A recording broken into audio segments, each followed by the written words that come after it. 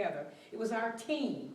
And the Lord would say, it's going to be okay. Someone else, you talked about your older brother. My oldest son was 7 years older than my second. So when he went to college at the age of 18, his father left the next month.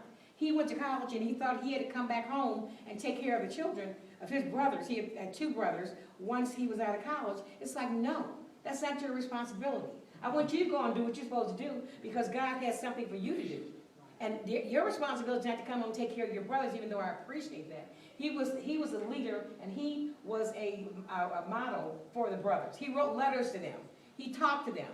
So I have 3 boys and 2 girls. As life goes on, we start to do things. And I worked at 3 jobs, and they did what they could do to help me be good in school. Every one of my children, I thank God for this, graduated from college. 2 have masters. 1 went to WashU, 2 went to Truman, 1 went to Rankin. My oldest son went to Central Missouri State. And you know what? I didn't help any of them. I didn't have money to help them. But God saw through. They all right now they're all successful people, taking care of their families, doing what they're supposed to do. But I want you to know that they all went to college. I worked 3 jobs so they could do what they could do. I believed in my heart that there was a way for me to make money, but I wasn't sure how it was. But the Lord gave me a vision too. And that was years ago when I started with this cosmetic company.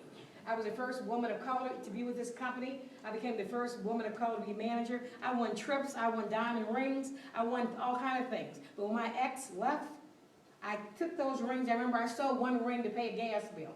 I sold another ring, gave it to my grandmother to get some money, and I bought a car. I sold all the rings, but I kept 1 ring. And when my oldest son got married, I took that ring, it had 18 diamonds in it, took it to a jeweler, and he made my oldest son's wedding band and his wife's wedding ring out of those diamonds. Because he was the reason that I could do what I had to do for the cosmetic company, because he watched the children.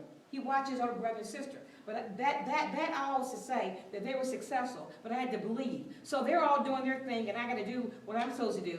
But the Lord would have me, based on the fact of just talking to people and knowing that you got to do what's right. That I now am the director of career services at Stanford Brown College. You know what? The woman before me had a master's degree.